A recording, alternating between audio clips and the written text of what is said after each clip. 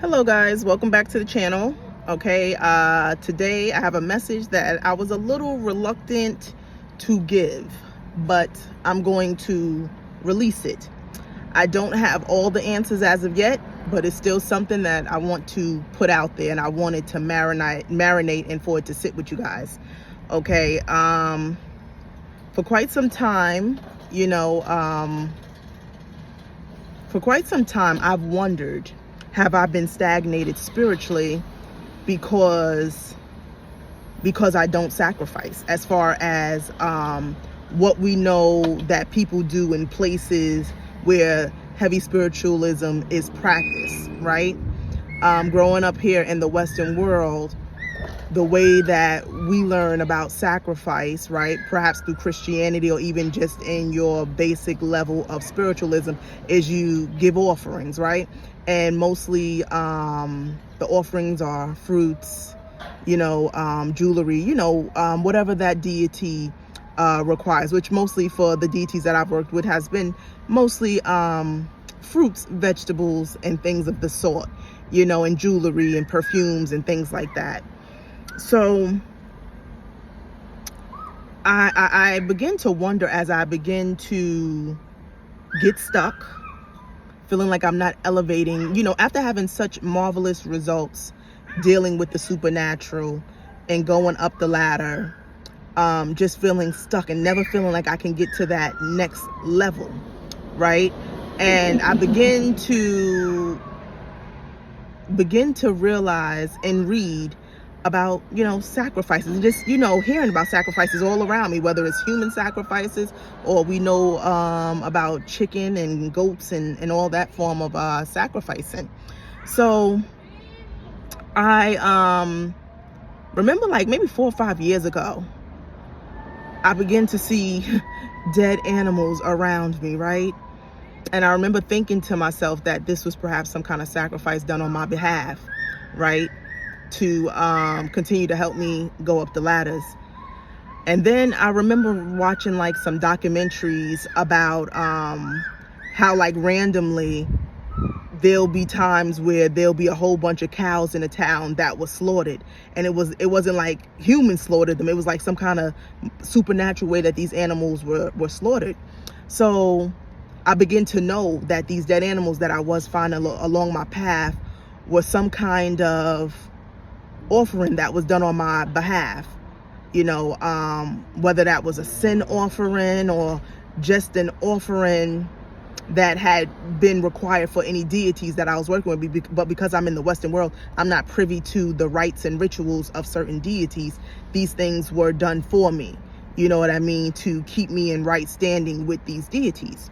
So that over time had become a theme. Okay, so still feeling like I'm not able to get to my heights, still making progress, but not the level of power that I feel like I should be acquiring.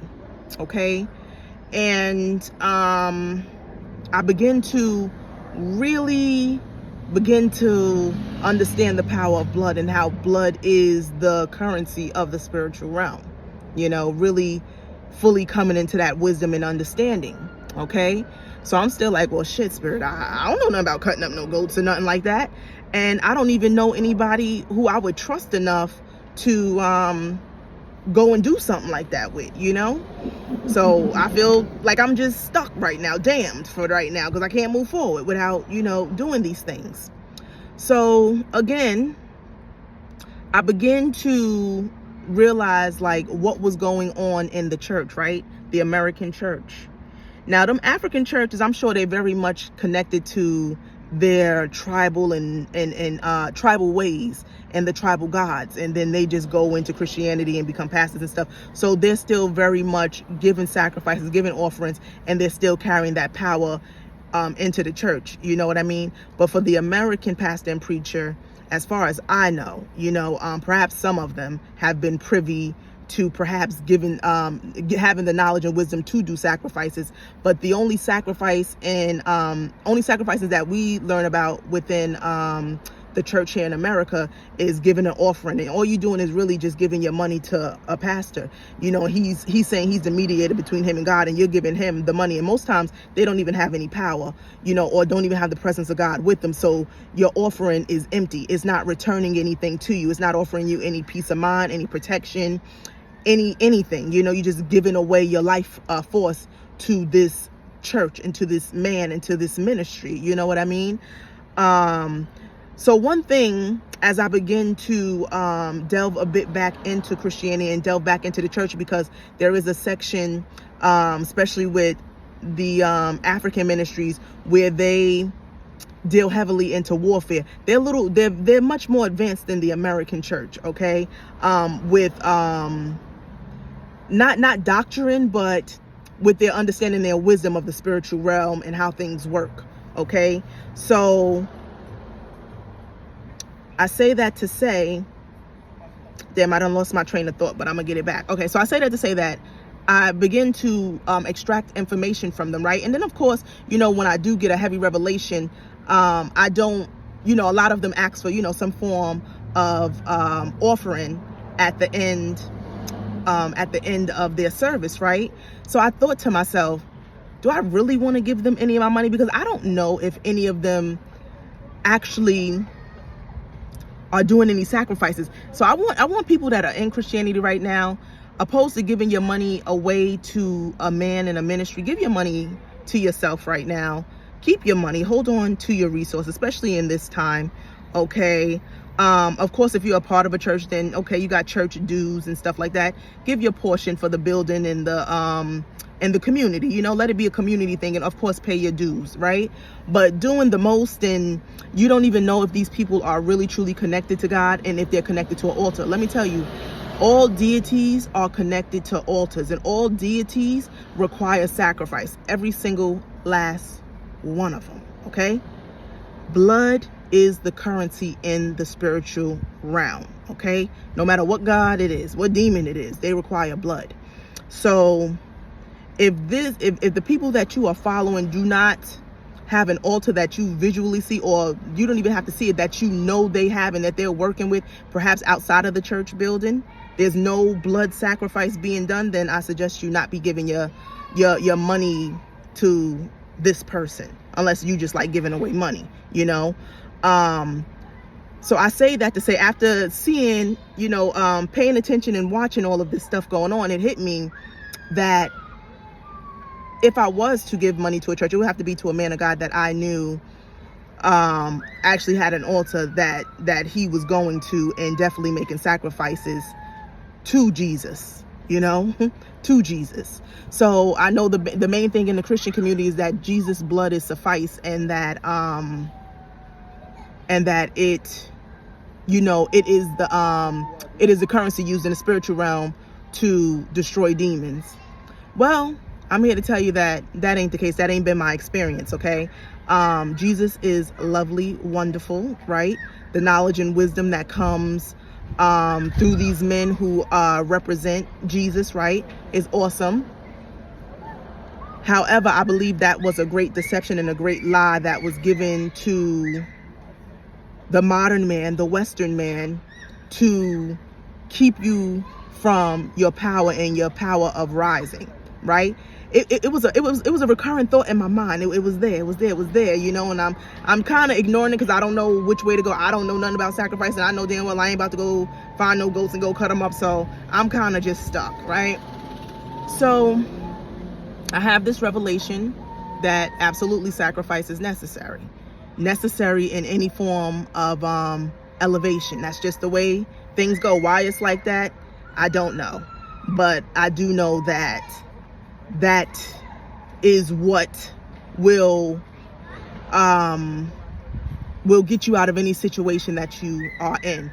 You know what I mean? When I read the Old Testament, they were going and sacrificing constantly all the time, and they were doing sin offerings. They was doing purity. It was like all these different offerings, different sacrifices that were for different things that helped you, that helped purify you, and kept you living and kept you in the land of the living, because of all these rites and rituals, right? And now when you go to these other countries, they do this stuff continually still. And what you see with them is, we might not see them being what we call rich, materially rich here in the Western world, but a lot of them, you know, for the most part, have very tight-knit communities. They have tons of, they're protected. They're people who pretty much live in harmony and have their own, like, judicial system and their own community that's very, very well balanced, okay? But here in America, and I could say in the Western world, we basically do sacrificing, but it ain't to deities that are going to protect us and watch over us. The deities that blood is being spilled for, they're doing human sacrifices, and the blood that's being spilled is for darkness. It's a portal for darkness, and darkness to be upon the land, okay? That's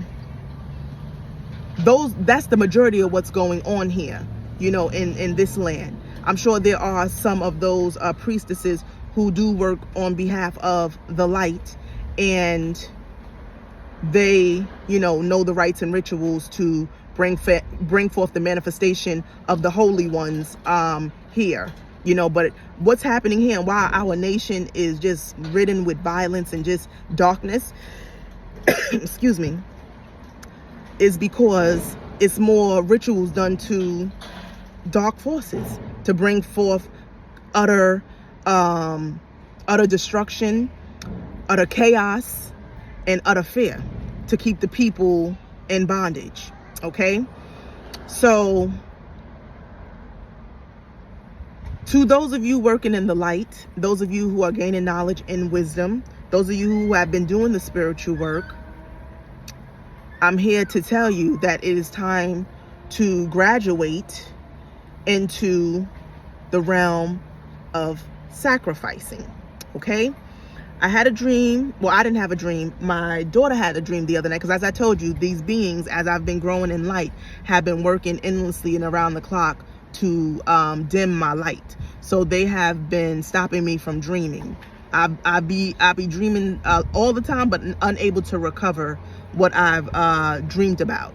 You know, before I had a super active third eye. When it comes to the dream realm, you know, I was active, and to the point where a lot of times I probably wasn't getting as much rest as I needed to, because I wasn't getting that deep sleep that I needed to be healed. I was always awoke, you know. So in a way, I'm kind of a little bit appreciative of this time, because I'm getting to sleep for real, you know, and waking up feeling amazing and refreshed, you know. However, being that they have been working to shut my third eye and to block my light, right? My daughter hasn't slacked. She's picked up where I've left off at, okay? I remember one time her and I was sleeping in the bed together, and we had literally the same exact dream, okay?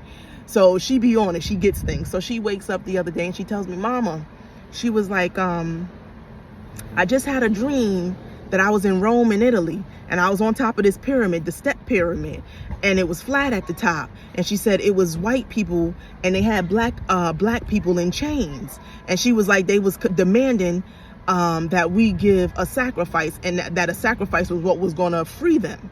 Okay, so then she begins to tell me some other stuff that was going on that required sacrifice. There was a couple different events that was happening within a dream that was all talking about sacrifice. Okay.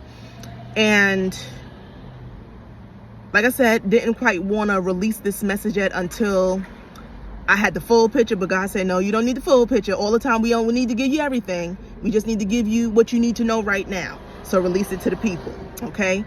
And again, this is just a thought that's being there. Marinate, let it sit on you. I'm sure over time I will come back with more on how we move forward with this. Okay. So they said that so the main things that was important to me in this dream was that we was in Italy, right?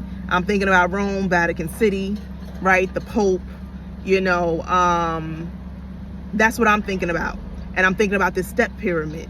Who are these deities that's requiring a sacrifice in Rome? Or are there any pyramids in Rome? Who could be the force that's in Rome that's requiring a sacrifice? You know, all these questions coming to me.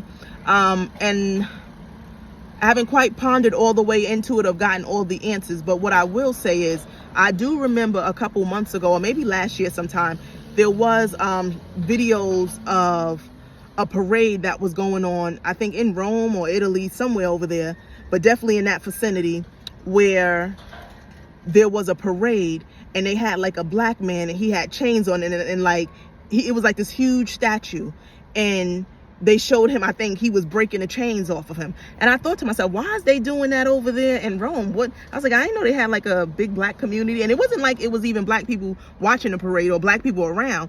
But then I thought to myself, like, I do remember talking to some African guys online a while back when I used to be on a dating site, and they a lot of them lived over there in Italy. So I was like, maybe they have a population there, and maybe this is some kind of woke parade and some kind of, you know, thing to appease them, you know what I mean? I don't know, but I remember seeing that, okay?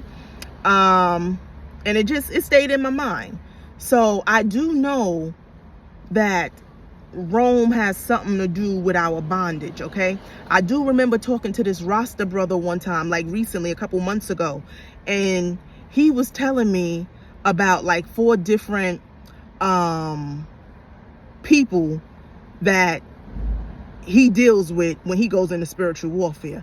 And one of the places or people that he dealt with was Rome, Italy, you know, and it might have been Vatican City. I forget exactly the name of the organization or the place, but he broke down these 4 main governmental institutions throughout the world that he focused his intention on when he go into warfare. So I do know that this means something for us, okay? So for us as a collective, as a people, Black America, you know, and perhaps to the Black race, but definitely for us, because, you know, we forefront in this war on our freedom and our liberation from colonialism and racism and white supremacy. So I'm definitely talking to the Black American, you know,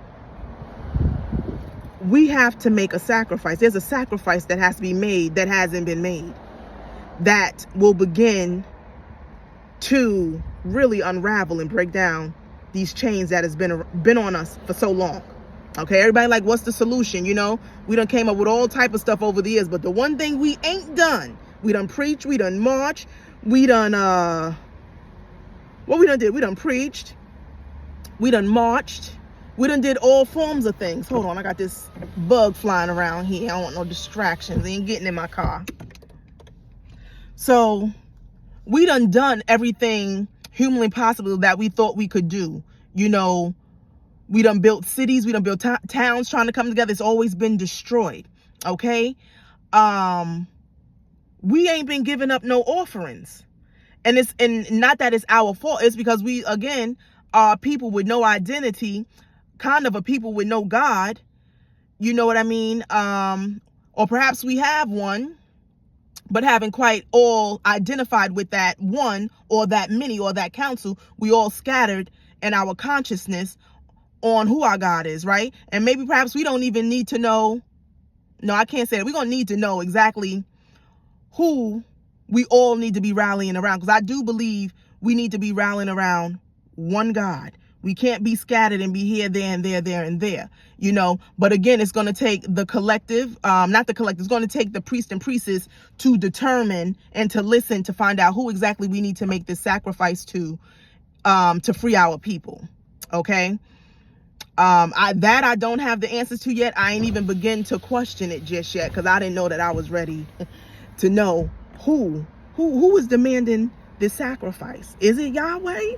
Who is this God that is requiring a sacrifice? And my daughter said, I think she said they said they wanted a dog or a cat sacrifice. So I did look up to see who required dog and cat sacrifices, and it came up to a West African God, but I'm not sure that that's quite the answer. But like I said, we're gonna figure out, we're gonna get to the bottom of this, because I do believe that will do some tremendous liberating, okay, for our people. Because like I said, we done everything, ain't nothing worked. Okay, and it's time for us to rise. You know, we out here, we bubbling, we doing what we need to do, you know what I mean? But it's time to go to the next level and really bring forth this justice, bring forth this unity, this community, and bring back this balance back to our lives, back to our families. You know, it's time for us to have that. You know, I do remember like 2 years ago, there was a Native American prophecy, and we was included in it. And he talked about a first wave of black people getting their freedom, but then there was going to be another great struggle that brought about the black people's liberation. And he talked about it happening soon. It was a now time thing, you know what I mean? So I do believe that we do a lot of talking, a lot of reading, but we ain't doing no sacrificing. That's why all this stuff that we've been doing over these years ain't really amounted to nothing. If you listen to our leaders from 60, 70 years ago, it will literally sound like they are here today with us, because ain't nothing changed. We still talking about the same shit. And the reason is because we ain't had the right solution. So I'm here to tell you that I believe, I don't know just yet, but I'm releasing this to you. But I got a good feeling about it, because I wouldn't have released it really if it didn't sit right with me. But based off my experience and everything that I've experienced up until this point, we need to make a sacrifice. And to who? That is to be determined. I'll come back to you guys when I know. You know what I mean? And I believe we need to do that. And when we do that, we're going to begin to see things change. You know, that change Barack talked about back in 2008? But he wasn't really, you know, with us. You know what I mean? He wasn't really with us. But actually, I can't really say that either. But at least it didn't manifest in the way that we thought it would manifest, you know, the hope and change that he preached of. But it was a hope, and it was a beginning, and we're gonna finish this thing. So that is my message for today. Peace.